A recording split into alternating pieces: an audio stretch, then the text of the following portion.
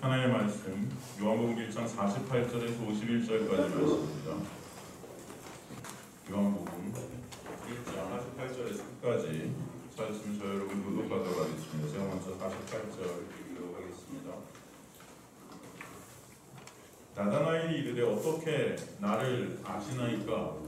예수께서 대답하여 이르시되 빌립이 너를 부르기 전에 네가 무화과나무 아래에 있을 때 보았노라.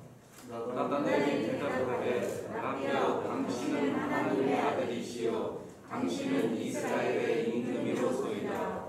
예수께서 대답하여 이르시되 내가 너를 무화과나무 아래에서 보았다 함으로 믿느냐? 이보다 더 큰 일을 보리라. 함께 있습니다. 또 이르시되 진실로 진실로 너희에게 이르노니 하늘이 열리고 하나님의 사자들이 인자 위에 오르락 내리락 하는 것을 보리라 하시니라. 아멘.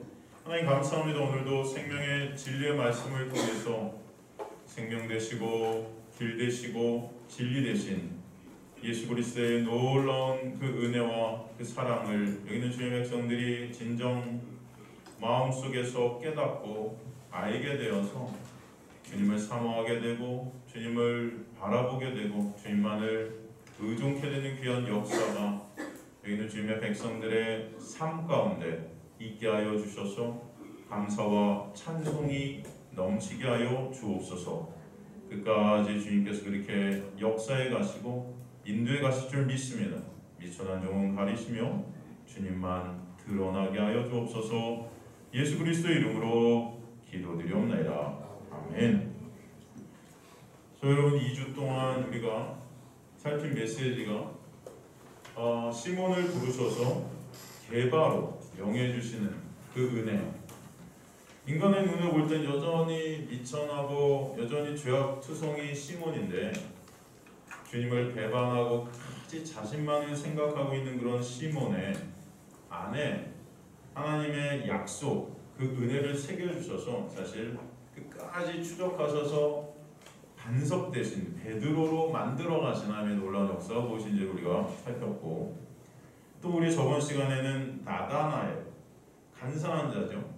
그런데 그 간사한 자를 부르셔서 간사함이 제거된 참 이스라엘, 새 이스라엘로 만드시는 하나님의 놀라운 또 역사가 무엇인지를 말씀을 통해서 우리가 살피게 되었습니다.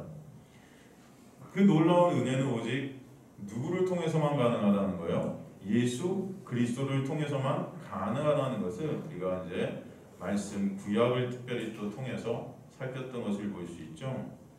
그렇게 주님은 간사한 자를 부르셔서 참 이스라엘로 만드시는 놀라운 은혜를 베풀어 주시는 것이죠. 바로 저와 여러분이 다 간사한 자들임을 저는 믿습니다. 그런데 그런 우리를 오늘도 부르셔서 말씀으로 말미암아 참 이스라엘로 또 만들어 가시는 은혜가 이 자리에 흐르고 있음을 또 믿습니다. 그래서 오늘도 말씀 가운데 놀라운 복음, 놀라운 소식을 저 여러분 들으시는 주님의 백성들 되시길 간절히 소망합니다. 48절을 보니까 그랬더니 나다나엘에게 말하는 거예요. 어떻게 나라 아세요? 어떻게 나라 아세요? 예수께서 또 말씀하십니다. 빌립이 너를 부르기 전에 내가 무화과나무 아래에 있을 때 보았어. 이게 도대체 무슨 말인가? 어떻게 나라 아세요? 했더니 무화과나무 있을 때 너 봤어? 빌립이 부르기 전에. 그랬더니 주는 그리스도세요? 뭐 하면서 또 고백을 한단 말이죠. 여러분 이 말씀만 딱 보면 도대체 이 본문서답을 하는 건지 무슨 말을 하는 건지, 무화과나무 아래 있을 때 봤더니 갑자기 믿음을 고백하고 그러더니 더 큰 일을 본다고 그러고 사닥다리 얘기가 갑자기 또 나오고, 그죠? 이게 도대체 무슨 말씀인가? 이 안에 하나님의 놀라운 은혜의 그 복음들이 다 숨어 있는 것을 우리는 볼 수 있죠. 주님은 이미 창세 전에 주님의 백성으로 택함을 받은 그런 나다나엘을 아시는 거죠.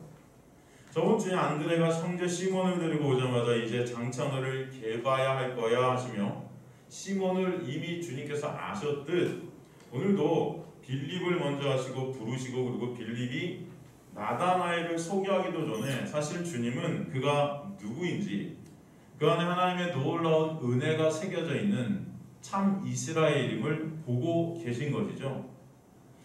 그러게 나를 어떻게 아세요? 사실 나는 간사한 자가 맞는데 그런 나를 어떻게 참 이스라엘이라고 하는 건가요? 저 아세요? 저는 그런 자 아닌데 하는 의미가 담겨 있을 수도 있습니다. 만약 그 자신이 나는 참 이스라엘이라고 생각을 했다면 주님의 그 말씀에 주님 감사합니다 맞아요 했어야 되는데 나 아세요? 나는 그런 자 아닌데? 그런 의미가 담겨 있을 수 있다는 거죠. 그죠? 주님은 그의 질문에 나는 이미 빌립이 너를 부르기 전부터 알고 있었어 말씀하십니다. 너는 너가 누군지 모르지만 나는 널 알아. 여러분이 누구신지 아세요? 네? 소크라테스는 너 자신을 알라 그랬죠? 인생을 살아보면은 우리가 누군지 잘 모르는 게 우리의 모습 같아요. 그죠? 내 자신을 몰라요 사람들이. 어떤 자인지 잘 모릅니다. 평생을 통해서도 그 나를 몰라요. 그죠? 주님은 그러나 저와 여러분을 명확히 아시는 것을 아시기 간절히 소망합니다. 주님은 여러분을 아시네요. 주님만 사실 우리를 정확히 아세요. 주님만. 그렇게 우리를 아시는 주님께서 우리에게 뭐라고 말씀하시냐면 이사야서 41장 8절 9절 보면은 이사야서 41장 8절 9절 보면은 그러나 나의 종 너 이스라엘에 내가 택한 야곱아 나의 벗 아브라함의 자손아 내가 땅 끝으로부터 너를 붙들며 땅 모퉁이로부터 너를 부르고 내게 이르기를 너는 나의 종이라 내가 너를 택하고 싫어하여 버리지 아니하였다 하노라 말씀하십니다. 내가 너를 택했대요. 그죠? 너는 나의 종이래요. 43장 1절도 보면 이사야 43장 1절도 보면 야곱아 너를 창조하신 여호와께서 지금 말씀하시는 이스라엘아 너를 지으신 이가 너를 창조하시고 너를 지으신 이가 하나님이시라는 거죠. 너는 두려워하지 말라. 내가 너를 구속하였고, 그죠? 내가 너를 지명하여 한 사람 한 사람 이렇게 다 손가락으로 지명했대, 가리켰대요. 해갖고 불렀대요. 불렀나니 너는 누구 것이다? 내 것이라. 여러분이 여러분의 것이 아니고 누구 것이다? 그렇죠. 이게 중요한 것이죠. 또 이사야 44장 1절 2절 보면 나의 종 야곱 내가 택한 이스라엘아 이제 들으라. 너를 만들고 너를 모태에서부터 지어낸 너를 도와줄 여호와가 이같이 말해. 너를 모태에서부터 지었대요. 그죠? 나의 종 야곱 내가 택한 여수르나 두려워하지 말라. 이미 우리를 모태로부터 지으시고 아셨다는 거예요. 우리 힘을 구체적으로 지명하여 부르셨다는 것입니다. 창세 전에 이미 우리를 택하셨다는 거예요. 그러기에 주님은 나다나엘에게 나는 이미 너가 어떤 존재인지를 안다고 말씀하시는 거고 무화과 나무 안에 있는 자가 바로 너야 라고 말씀하시는 거예요. 무화과 나무 안에 있는 자가 바로 너야. 그러므로 너는 참 이스라엘 주님의 은혜로 너는 참 이스라엘 새 이스라엘이 반드시 되어지고 말 거야.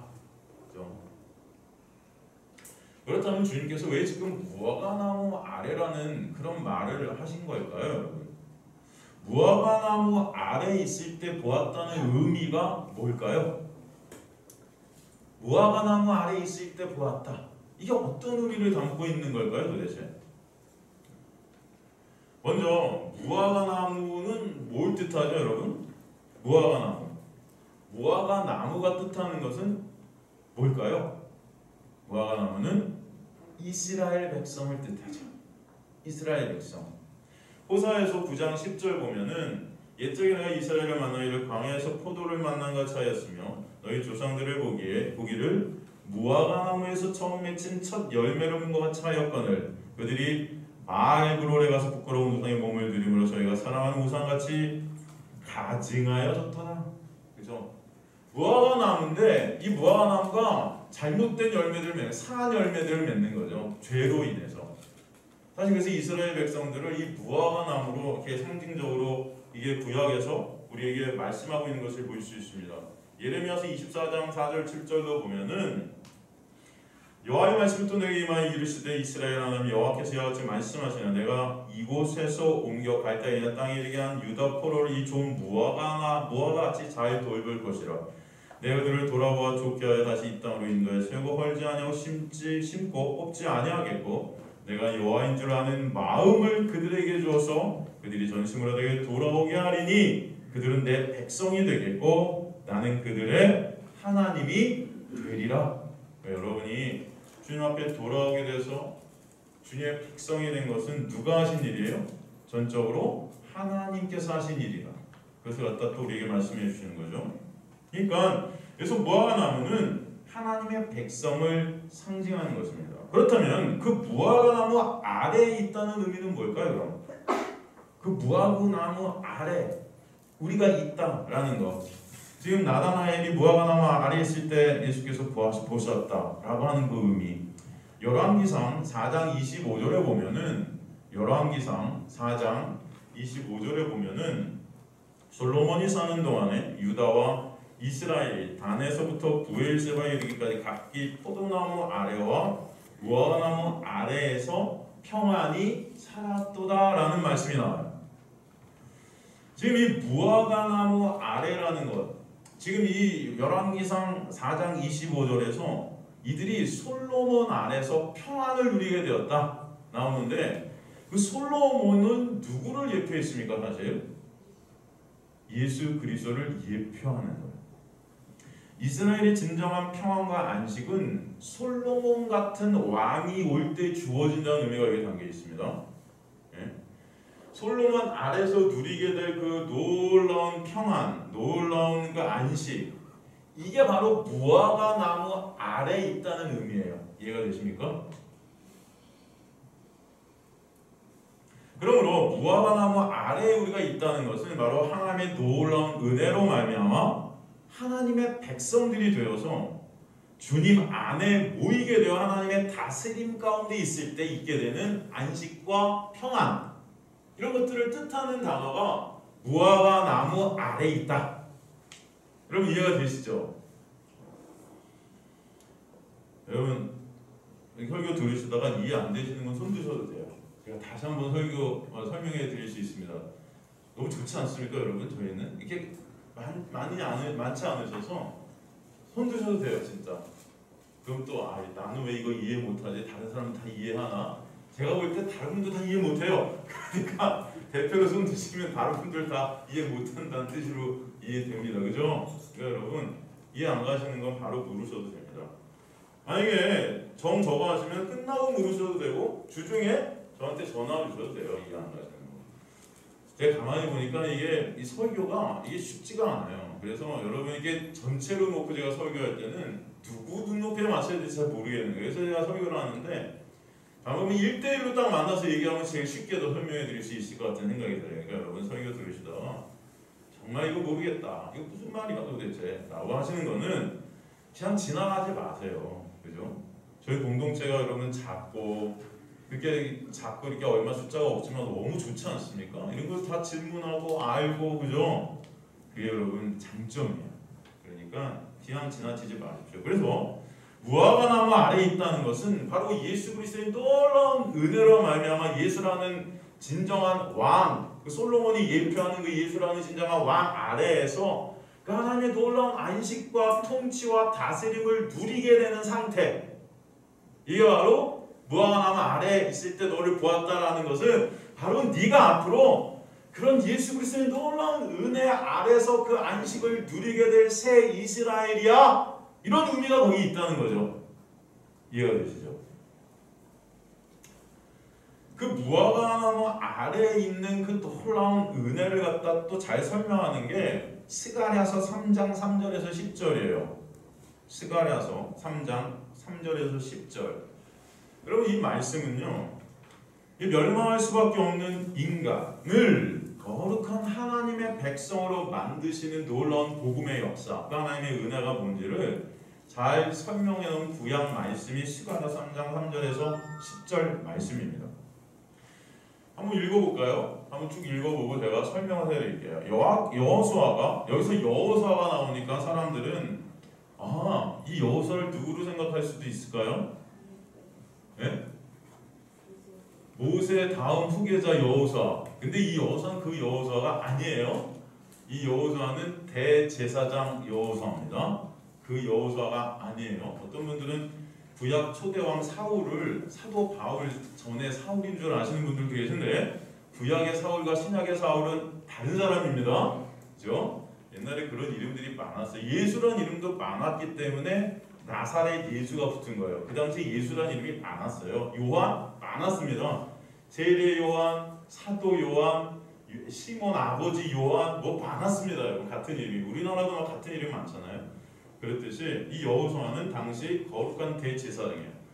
여호수아가 더러운 옷을 입고 천사 앞에 서 있는지라 여호와께서 자기 앞에 선지자들에게 명령하여 그 더러운 옷을 벗기라 하시고 또 여호와께 이르시되 내가 내 죄악을 제거하여 버렸으니 내게 아름다운 옷을 입히리라 하시기로 내가 말하되 정결한 관을 그의 머리에 씌우소서 하매 곧 정결한 관을 그 머리에 씌우며 옷을 입히고 여호와의 천사는 곁에 섰더라.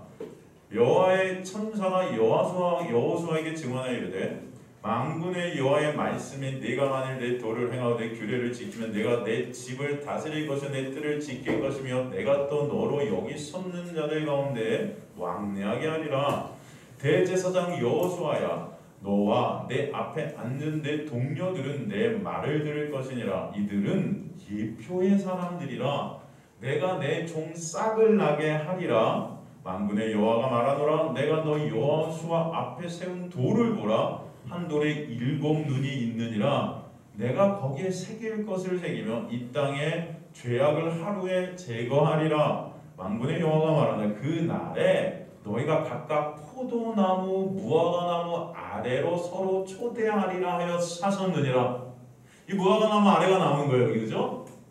포도나무도 사실 이스라엘 백성들을 뜻해요. 이건 같은 의미입니다. 포도나무, 무화과나무 그 아래에 하나님의 백성들이 모이게 된다. 근데 그 일이 어떻게 되느냐를 갖다가 그 윗 구절들이 설명한 것입니다. 그죠? 그 구원의 역사가 어떻게 됐는지를 설명하는 거예요, 이게. 어떻게 보면 되게 이 개역개정이 조금 어렵게 번역을 해놨는데 단어 몇 가지만 여러분 의미를 알면 이건 이렇게 어려운 말씀들이 아니죠, 사실은.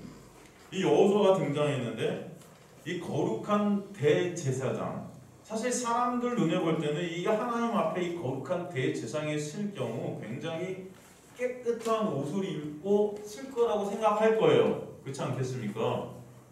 여러분 당시 이 대제사장은 세상에서 가장 존경받는 인물이었어요. 죄라는 게 사실 인간의 눈으로 볼 때는 죄를 지은 것이 거의 없을 정도로 매 순간순간 제사를 지내면서 자기 자신을 깨끗하게 했던 자가 대제사장이란 말이에요. 그런데 이 대제사장이 지금 하나님 앞에 딱 쓰는데 보니까 어떤 옷을 입고 있어요? 더러운 옷. 더러운 옷.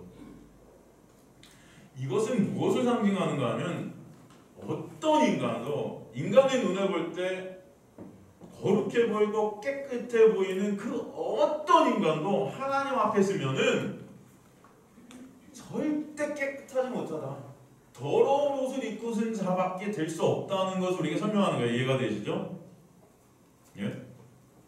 이사야서 64장 6절에도 보면 무릇 우리는 다 부정한 자 같아서 우리의 의의는 인간이 쌓는 그 어떤 의의도 다 더러운 옷 같으며 인간이 쌓는 여러분의 눈에 볼 때는 굉장히 훌륭해 보이고 거룩해 보이고 와 정말 대단해 이렇게 어떻게 살 수 있지 하는 인간도 하나님 앞에 있으면 뭐예요? 다 더러운 옷 같아요. 우리는 다 잎사귀 같이 시들므로 우리의 죄악이 바람같이 몰아가나이다. 이 시간에서 지금 우리가 살핀 이 더러운 옷이 이게 히브리어로 베가딤 초임 그래요. 베가딤 초임. 이 베가딤 초임의 이 초임이 더러운 그런 뜻인데 사실 더러운이라고 우리 개역개정에 해석이 되어 있지만 이것은 정확한 뜻은 배설하다. 배설물이라는 거예요. 구역질하다. 여러분 배설물이 막 쌓이는 구역질 나지 않겠습니까? 여러분 인간의 그 거룩해 보이는 행위, 인간의 거룩해 보이는 그 어떤 의의도 하나님 앞에 딱 쓰면은 구역질 날 정도의 배설물밖에 안 된다. 이해가 되십니까? 우리나라 성경은 굉장히 고상하게 번역을 하는 거예요. 이거를 더러운 옷으로. 하지만 진짜 히브리어 원어 원 뜻은 배설물이고 구역질하다예요. 아시겠습니까? 그러니까 거룩한 자의 대표로 상징되는 인간 중에서 가장 깨끗해 보이는 이 대제사장 여호수아가 하나님 앞에 딱 섰더니 이런 자라는 거예요. 똥 같은 자고 구역질하는 자다. 이게 바로 인간 전체의 모습이라는 것입니다. 그러기에 그런 옷을 입은 인간은 다 심판받을 수밖에 없겠죠. 전부. 근데 거기에 반전이 일어나는 거예요. 어떤 반전이 일어나요? 하나님의 명령이 떨어집니다. 어떤 명령? 그 더러운 옷을 벗기시는 은혜. 벗겨버리시는 거예요. 그래서 벗기라는 히브리어 하시루는 제거시키다, 돌이키게 하다. 그것을 다 제거해버리고 돌이켜버리는 거예요. 하나님의 은혜 안으로 돌이키시는 거예요. 죽을 수밖에 없는 인간의 죄악을 하나님의 주권적인 은혜로 아무 값 없이 이유 없이 살리신다는 것입니다. 네? 그러니까 저와 여러분의 성도됨이라는 것이 모두 이런 하나님의 놀라운 은혜로 되었음을 알라는 것이에요. 여러분이 뭘 잘해서가 아니고. 그리고 나서 또 명령이 떨어져요. 아름다운 옷을 입히라. 아름다운 옷. 이 아름다운 옷을 입히리라의 원어 웨하르베시 오테카 마할라 초트 이렇게 되어 있는데 이걸 직역을 하면요.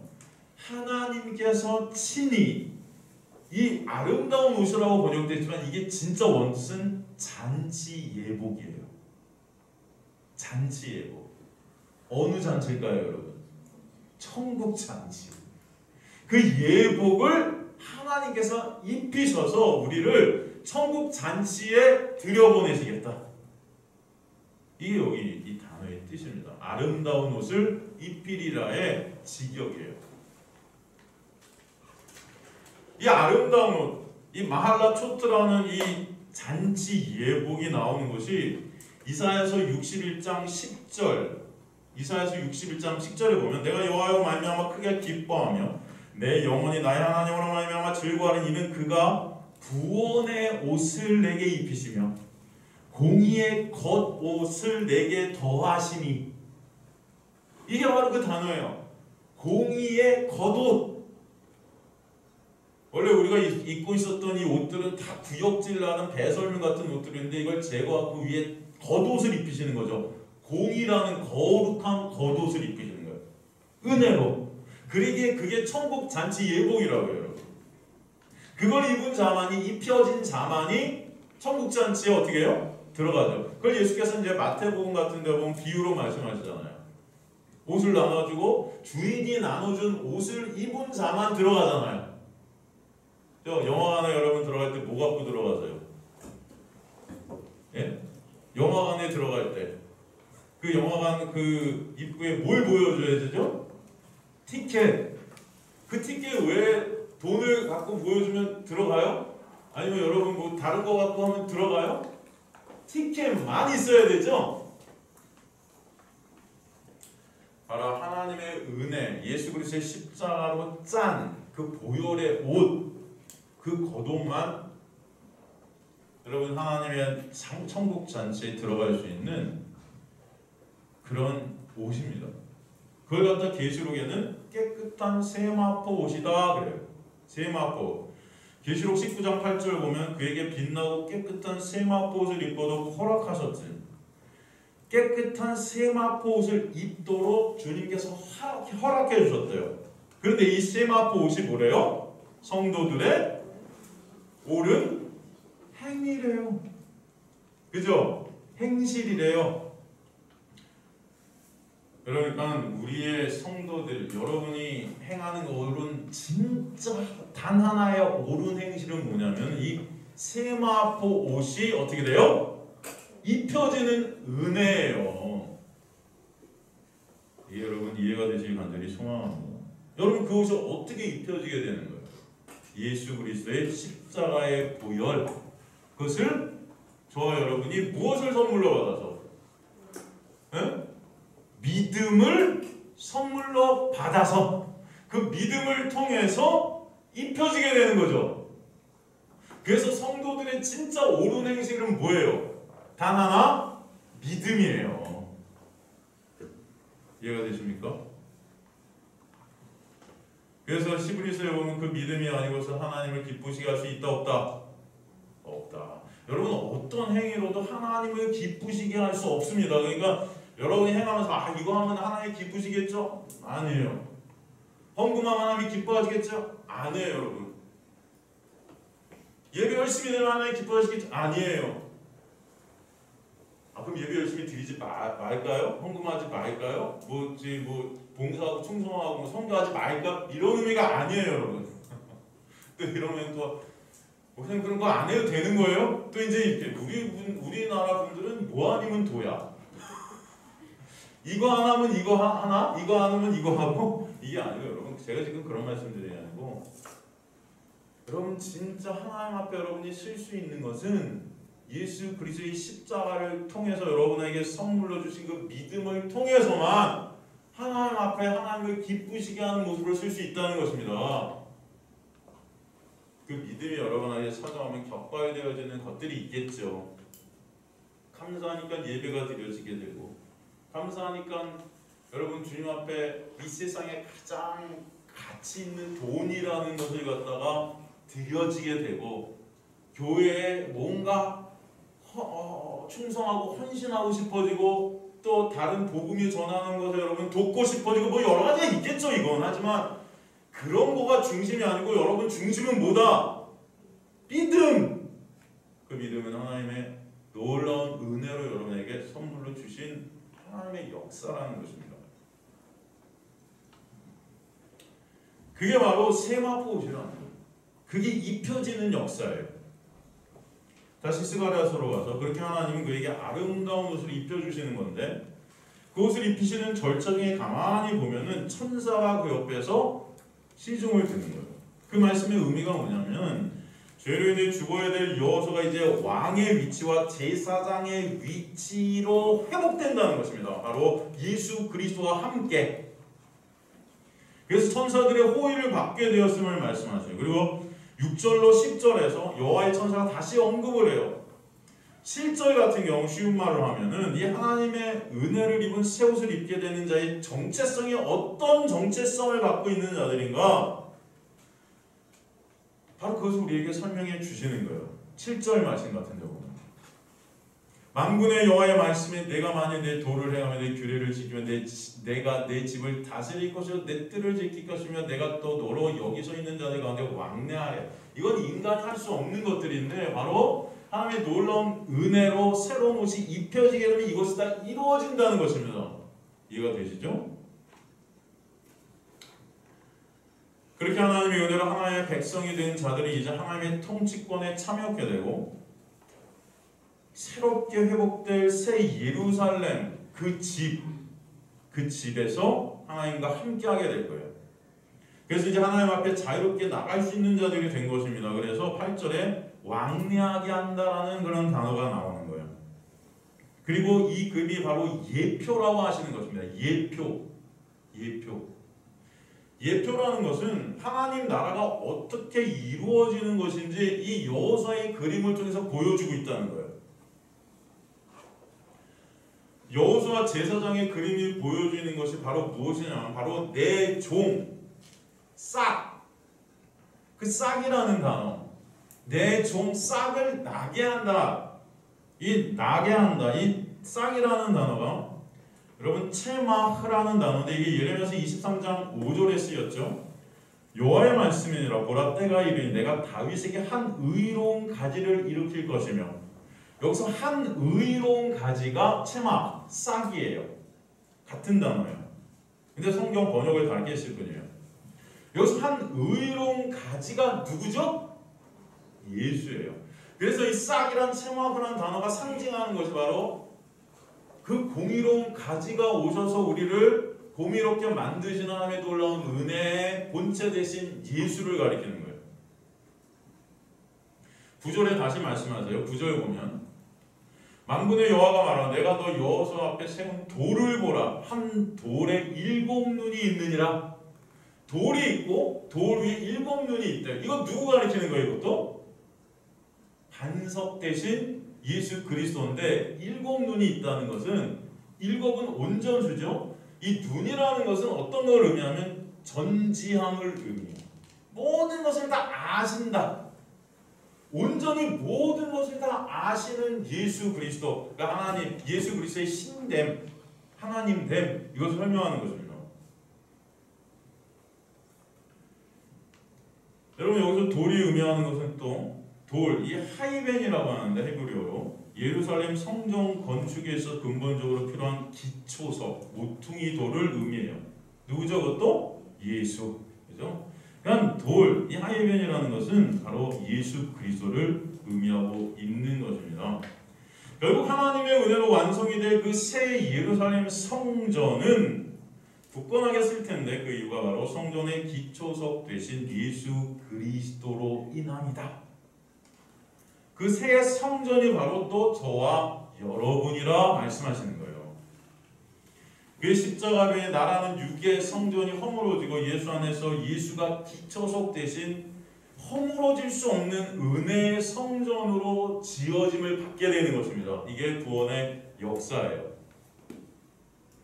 그리고 9절에 그 반석 대신 예수께서 성전의 기초석으로 어떤 역할을 하시는가 말씀하시죠. 내가 거기에 새길 것을 새기며, 여기서 새기다라는 단어 파타브는 열다예요. 열다. 우리나라 성경에 새기다 이렇게 되어 있는데 원 뜻은 열어지다. 뭘 여신다는 거예요? 예수께서 천국 문을 여시겠다. 하늘이 열리고 땅과 하늘이 이어지는 놀라운 은혜, 그 열림. 죄로 인해 우리는 하늘을 열 수 없는 자들입니다. 그런데 예수께서 십자가에서 우리 모든 죄를 다 담당해 주셔서 그 하늘을 여시는 거죠. 휘장이 찢어진 거죠. 그 의미예요. 그리고 이 땅의 죄악을 하루에 제거하리라. 이 하루에 제거한다는 단어, 이것은 하루가 아니고 사실은 단번에 이런 뜻이에요. 단번에 제거하리라. 단번에 제거하리라. 제하리라. 우마슈티라는 이 단어는 완료형으로 쓰였어요. 그래서 온 땅의 죄악이 예수 안에서 이미 다 제거되었다. 그러니까 예수 안에 있는 자들은 이미 완료된 자들이다. 예수 그리스도의 십자가의 사역으로 말미암아 하늘의 문이 열리게 되고 죄악들의 죄악이 다 제거되어 하나님 앞에 거룩한 성전으로 이미 완료된 자들이 성도다. 바로 이 놀라운 복음을 말씀합니다. 그 일을 누가 이루셨다? 예수께서. 그죠? 그리고 10절에서 그 날에 각각 포도나무와 무화과나무 아래로 초대할 거야 말씀하시는 거예요. 바로 예수 그리스도의 놀라운 십자가의 은혜로 말미암아 이제 너희가 포도나무 아래, 무화과나무 아래에서 그 평안과 안식과 놀라운 복을 누리는 자들이 되게 할 거야. 바로 이제 예수 안에서는 결코 정죄함이 없게 하시는 놀라운 은혜가 있게 될 것을 설명해 주시는 거예요. 여러분 이 구약 말씀 이렇게 살피니까 좀 어려우신가요? 재미없으신가요? 저는 여러분이 근데 이 말씀들 이 단어 하나하나 갖다가 여러분 잘 보시면서 하면 되게 은혜예요. 정말 이 구약 전체가 예수 그리스도를 설명하고 있어요. 바로 예수 그리스도로 이루어질 그 놀라운 복음, 그 구원의 역사가 뭔지를 이미 예수님 오시기 벌써 몇천 년, 몇백 년 전부터 다 쓰고 있다는 성령께서. 놀랍지 않습니까? 그래서 아까 우리가 살핀 그 무화과나무 아래라는 것은 바로 예수 그리스도 아래서 있게 된 놀라운 은혜. 그리고 그 안에서 너희가 각각 초대받아서 뭐예요? 진정한 하나님 나라 공동체로서의 그 은혜를 나누게 되는 역사가 있게 하실 것이다. 그래서 이제 예수와 함께 왕노릇하게 되는 그 현실을 얘기하고 있는 거예요. 그러므로 주님께서 나다나엘을 무화과나무 아래 있을 때 보셨다는 의미가 무엇인가 정리를 하면은 그가 바로 예수 그리스도의 십자가의 은혜로 말미암아 하나님의 백성이 되어 그 은혜 안으로 초대되어지고 새 이스라엘이 되어서 안식과 평안과 평강을 누리며 주님과 함께 이제 하나님의 나라를 다스리게 되는 권세를 받게 될 간사함이 사라진 새 이스라엘로 내가 너를 새롭게 창조해 낼 거야 라고 말씀해 주시는 거예요. 이해가 되시죠? 그게 바로 무화과나무 아래에 있을 때 내가 너를 이미 봤어. 너는 완료된 자야. 그런 의미가 있다는 것입니다. 49절에 나다나엘이 대답하여 다시 요한복음으로 갑니다. 랍비여 당신은 하나님의 아들이시요 당신은 이스라엘의 임금이로소이다. 그랬더니 갑자기 고백이 나와요. 랍비여 당신은 하나님의 아들이고 당신은 이스라엘의 임금이에요. 그러자 주님은 내가 너를 무화과나무 아래에서 보았다해서 너가 나를 믿느냐? 그런 믿음이 진짜 믿음일까? 너의 그 믿음의 고백이 너의 믿음으로 인한 고백일까? 라는 그런 질문이 그 안에 들어있어요. 사실 너로부터 나온 믿음일까? 당연히 아니라는 거예요. 아니라는 거예요. 앞으로 보게 될 진짜 더 큰 일, 그 사닥다리 되신 예수 그리스도의 역사, 그것으로 인해서 너를 그 믿음의 자리로 끌고 갈 거야. 내가 이 믿음이 아니고. 그래서 저번 주에 살핀 51절에 하늘이 열리는 사건, 그리고 하나님의 사자들이 인자에 오르락내리락하는 사건을 보게 되는 거죠. 자, 여러분 한번 생각해보세요. 지금 나다나엘의 고백, 그리고 하늘이 열리고 사자들이 인자의 구약의 그 사닥다리 오르락내리락한 이 그림을 우리는 이미 마태복음에서 봤어요. 마태복음의 이 그림을 우리는 이미 공부했습니다. 그죠? 어디에 나오죠 이게? 마태복음은 어디에 이 똑같은 이 고백과 함께 하늘이 열리고 사닥다리 같이 인자하게 오르락내리락하는 이 현상, 예? 이게 어디 나오죠? 마태복음 우리 공부했었는데 혹시 아시는 모르셔도 됩니다. 여러분이 또 모르셔야 제가 다시 한번 복습을 하죠. 그죠? 마태복음 16장 가보면 누가 고백을 하는 고백이 나오냐면은 베드로가 고백을 해요. 그리고 베드로 고백에 의해서 예수께서 말씀하시는 장면들이 있습니다. 한번 가볼까요? 마태복음 16장 13절에서 20절. 빌립보 가이사라 지방, 여러분 여기는 대단합니다. 진짜 지금도 가고 이 신전들이 어마어마해요. 이 빌립보 가이사라 지방은 신전들로 꽉 차 있으면 여러분 이 신전들 앞에 가보면 입이 떡떡 벌어져요. 로마만 가봐도 무슨 이상한 비너스 신전, 뭐 여러분이 조그만 신전이라고 그래도 입이 떡 벌어져요. 너무 웅장해서. 여기 지금 제자들 데리고 가신 거예요. 이 세상이라는 이 우상 덩어리, 이 안에 지금 있는 것입니다. 그럼 거기서 부르시는 거예요. 인자가 나를 누구라 하니? 더러는 스레와 더러는 예레미야 더러는 예레미야 선지자 중에 하나라. 그러니까 너희는 그럼 나를 누구라 하니? 베드로가 대답하는 거죠. 주는 그리스도시요 살아계신 하나님의 아들이세요. 정확하죠? 그랬더니 예수께서 이야 너 진짜 대단해. 그게 아니고 바요나 시몬아 내가 복이 있다. 하나님의 복이 임하게 되면 뭐예요? 이 사실이 있게 된다. 이 사실을 알게 된다는 거예요. 이것은 너 내게 알게 하니는 내 혈육이 아니라는 것은 네 힘과 네 능력과 네 노력과 너의 어떤 것으로도 이건 알 수 없는 거야. 누가 알려주셔야 돼? 하나님께서 알려주셔야 돼. 그게 복이라는 것입니다, 여러분. 이해가 되십니까? 그게 복이에요.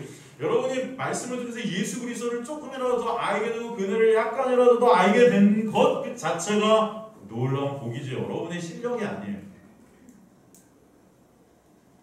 내게 이르노니 너는 베드로라. 내가 반석에 내 교회를 세우니 음부의 권세가 이기지 못하리라.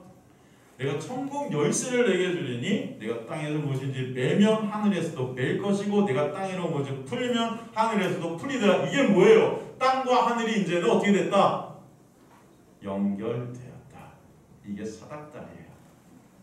이거 똑같죠? 이게 지금 베드로의 고백과 함께 사닥다리가 나오는 거예요, 여러분. 이건 나다나의 고백과 함께 사닥다리 얘기를 하시잖아요.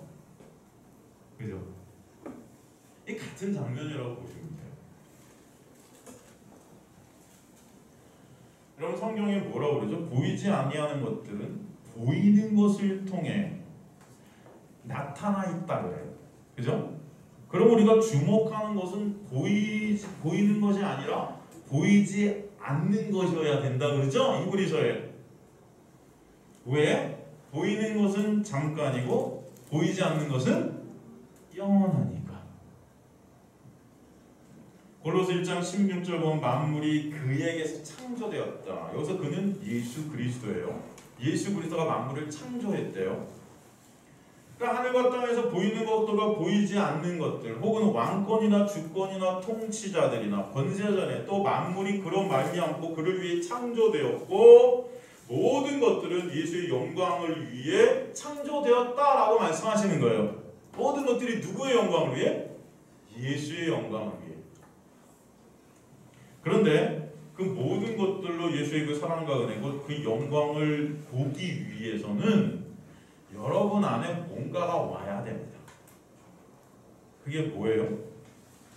어떤 매개체가 여러분 안에 와야 돼요. 그게 뭘까요? 그쵸? 다른 말로 믿음이에요. 믿음. 그래서 믿음을 당신의 택한 백성들에게 선물로 허락해 주시는 것입니다. 여러분에게 믿음이 와야 그 믿음을 통해서 예수를 보게 되는 거죠. 그 믿음이라는 하나님의 은혜를 통해 이 세상의 모형들을 통해 실체인 예수 그리스도를 보게 되는 역사, 이게 하나님의 놀라운 은혜예요. 그래서 모든 걸 합력하여 선을 이룬다는 그 선이 바로 구원이죠. 구원이에요. 반사형통의 그런 육적인 것들이 아닌 헬라어 원어를 보면 이게 선이라는 것, 아가토스, 이건 하나님의 일하심, 구원임을 알 수 있습니다. 그 믿음으로 말미암아 그래서 우리는 시선을 예수 그리스도께로 돌려지게 되는 은혜가 있게 되는 것입니다. 그러므로 역으로 성도의 삶 가운데 그 믿음, 즉 예수 그리스도만 의존케 되는 드러남이 있게 돼요. 예수 그리스도만 의존케 되는 자리는 자동적으로 나만을 믿었던, 나를 향해 있던 그 믿음이 부인되어지는 것입니다. 인간들은 다 나만 믿거든요. 나만 바라보거든요. 그 시선이 돌아서게 되는 거예요. 누구로? 예수께로. 그죠? 그래서 예수 그리스도만 의존케 되는 그 믿음의 자리는 자동적으로 나를 믿었던, 나만을 향했던 그 믿음이 부인되어지는 자리가 되는 것이고, 나만을 향해 있던, 나를 믿었던 그 믿음이 부인되어지고 삭제되어지는 그 자체가 안식이에요.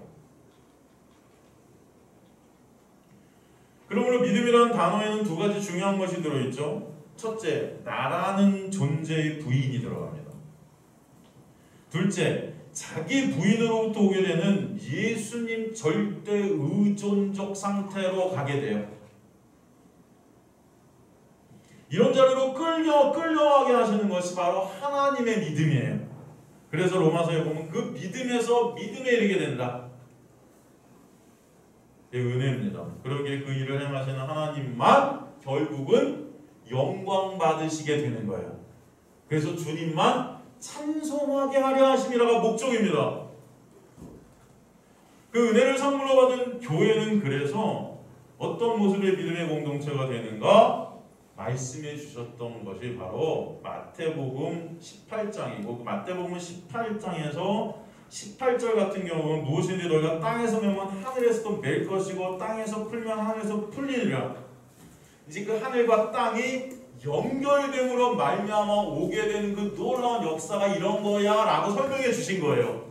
그게 바로 예수 그리스도의 사닥다리, 그 십자가의 역사로 오게 된다는 거죠. 이해가 되시죠 여러분? 그래서 그 십자가를 설명해 주신 것입니다. 그러므로 사실은 이 십자가를 설명해 주시면서 이 천국 열쇠로서의 삶을 살아가게 된 이 교회, 이 공동체, 이 마태복음 18장의 내용이 사실 마태복음 16장부터 시작됐다는 것을 우리는 공부했어요. 그게 바로 베드로의 고백이었습니다.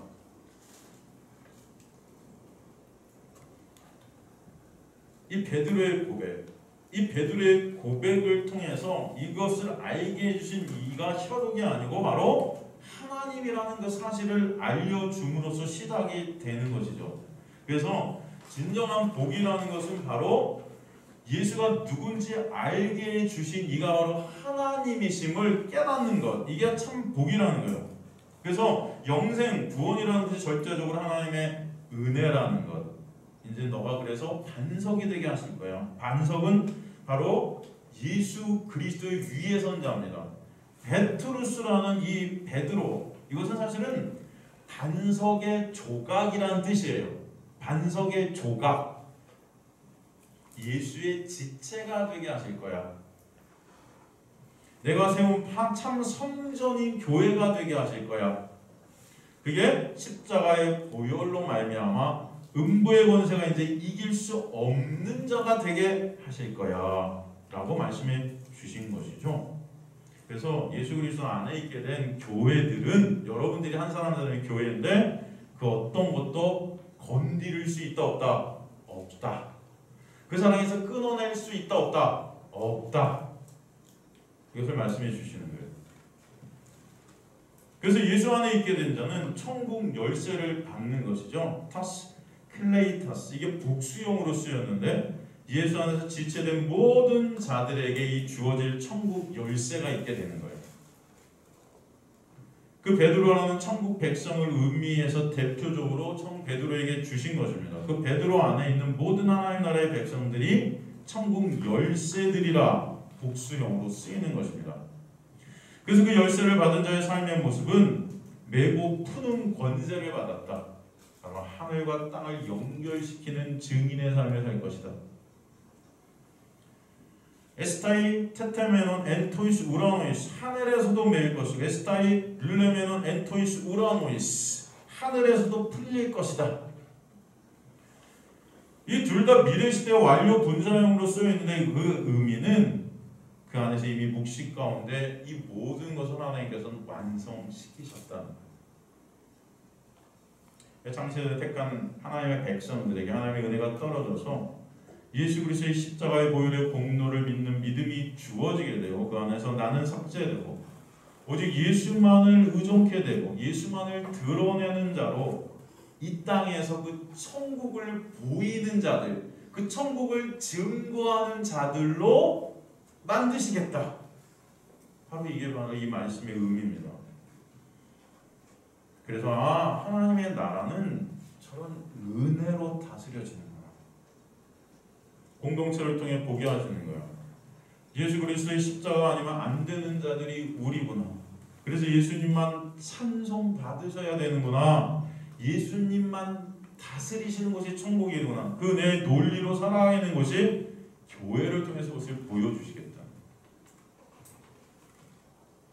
그래서 여러분, 이 율법의 세상, 이 인과응보의 세상 가운데, 힘의 세상 가운데, 건선징악의 세상 가운데 사실 어떻게 보면 바보 같은 모습으로 점점 우리는 끌려가게 될 수 있어요. 바보 같은 모습, 찌끼 같은 모습. 왜 사도 바울이 자기가 찌끼같이 살았다 그러잖아요. 찌꺼기 같은 삶. 핍박받고 고난 속에서 구경거리가 되고 그럼에도 그 가운데 예수 그리스도만을 드러내게 하시고 그 예수 그리스도의 은혜만을 보이는 자로 살게 하시는 이 그리스도의 삶이 되게 하실 것이라는 거예요. 별로 좋지 않은 삶이죠. 여러분 인생 가운데 바로 그것이 교회다라고 말씀하시는 것이죠. 그리고 나서 이 분들의 고백과 함께 그 복이 무엇인지 설명해 주신 예수 그리스도 다음 얘기가 마태복음 16장 21절로부터 또 나오는 게 예수님의 고난과 십자가의 죽음의 얘기가 그래서 등장하는 것입니다. 이 사닥다리 얘기 다시 왜 이게 등장하느냐? 예수가 반석이 되셔서 생성이 된 교회는 전적인 예수 그리스도의 십자가의 은혜로만 생기게 됨을 설명해 주시는 거죠. 이해가 되시죠? 그 고난의 십자가에서 설명하시니까 베드로가 뭐라고 합니까? 22절에 보면 예수를 붙들고 항변하여 이르되 주여 그리 마옵소서 이 일이 결코 주께 미치지 아니하리이다. 주는 그리스도시요 하나님의 아들입니다 하고 고백한 베드로가 바로 그 의미도 모르는 거죠. 항변했다. 엑사토, 에피피만 아우터리게 되어 있는데 이것은 한 번만 항변한 게 아니고 계속해서 항변한 거예요. 계속. 안 된다는 겁니다. 당신은 십자가에 달리면 안 돼요 그러는 거예요. 왜? 나를 위해 있어야지 당신이. 내가 여기서 이 땅에서 잘 사는 것을 도와주려 당신이 있어야지 왜 십자가로 가서 죽어?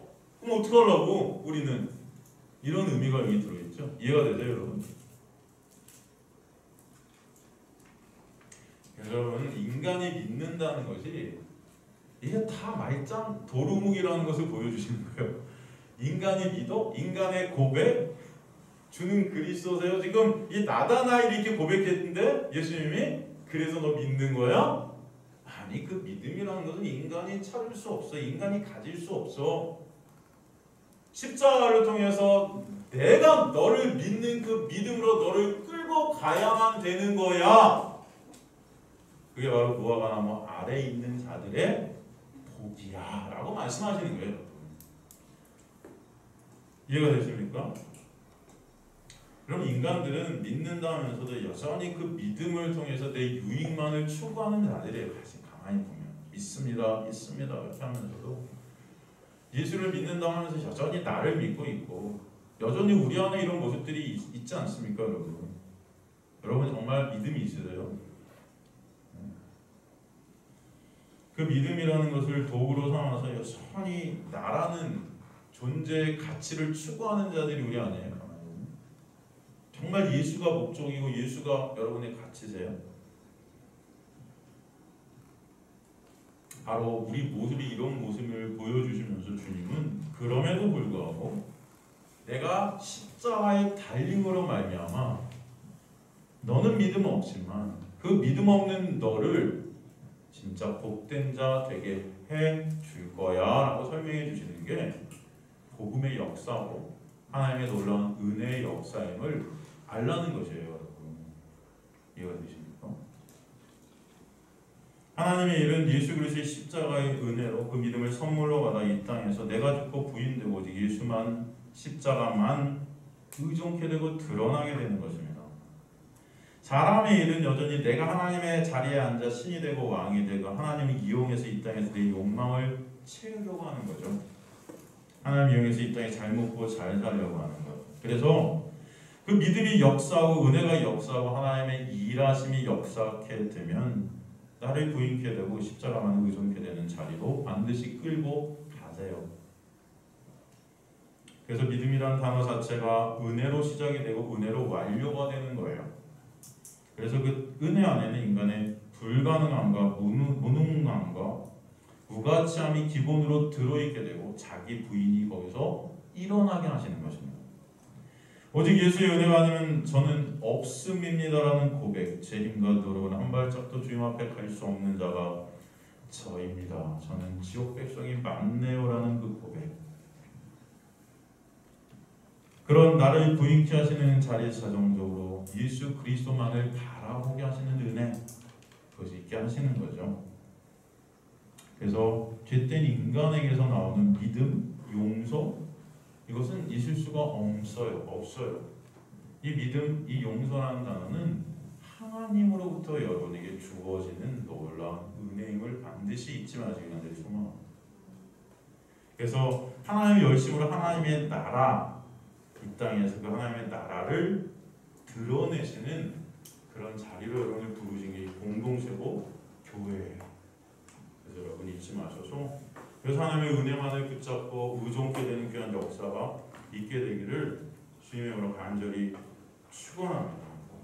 그래서 예수께서 이제 대답하여 이르시되 내가 너를 무화과나무에서 보았다므로 믿느냐? 이보다 더 큰 일, 그 십자가를 통해서 너의 믿음은 진짜가 아니라 진짜 믿음이 뭔지를 보여주시고 그 믿음에 의해서 너를 진정 무화과 나무 아래서 새 이스라엘 되게 하나님의 놀라운 은혜를 누리는 자 되게 할 거야 말씀하십니다. 정리합니다. 예수님은 시몬을 부르셔서 게바로 삼으시고 그와 같이 나다나엘을 부르셔서 새 이스라엘이 되게 하시죠. 저와 여러분도 마찬가지라는 것입니다.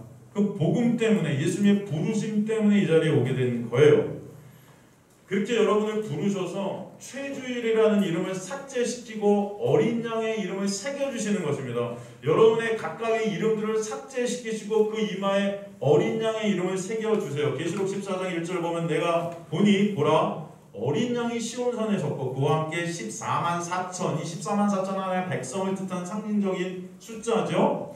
서 있는데 그들의 이마에는 뭐가 있다? 어린 양의 이름이 새겨져 있다 말씀하시는 거예요. 그죠? 그래서 우리 모두를 어린 양의 이름이 새겨진 새 이스라엘로 부르신 것입니다. 그 십자가의 놀라운 은혜에 감사하고 감동하고 감격하며 매 순간 그 은혜로 살아가는 자들이 되는 것이 참 이스라엘이에요.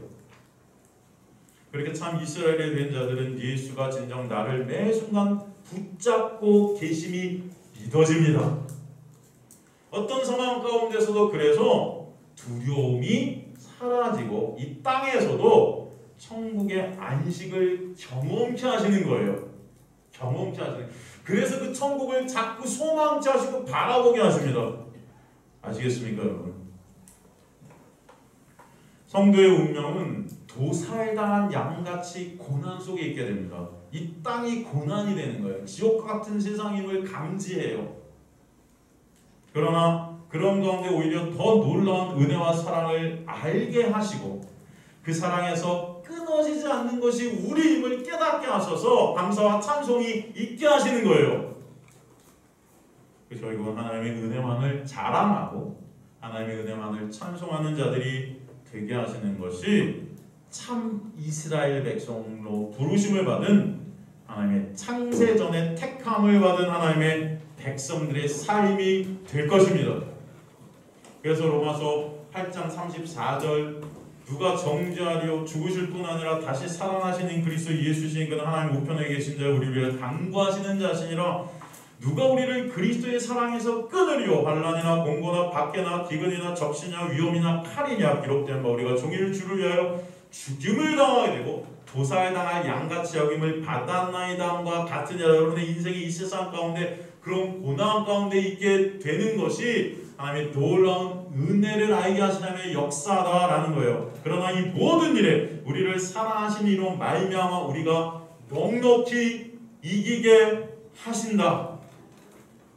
내가 확신하노니 사망이나 생명이나 천사들이나 권세자나 현재일이나 장래일이나 능력이나 높음이나 깊음이나 다른 어떤 피조물이라도 우리를 우리 주 그리스도 예수 안에 있는 하나님의 사랑에서 끊을 수 없느니라.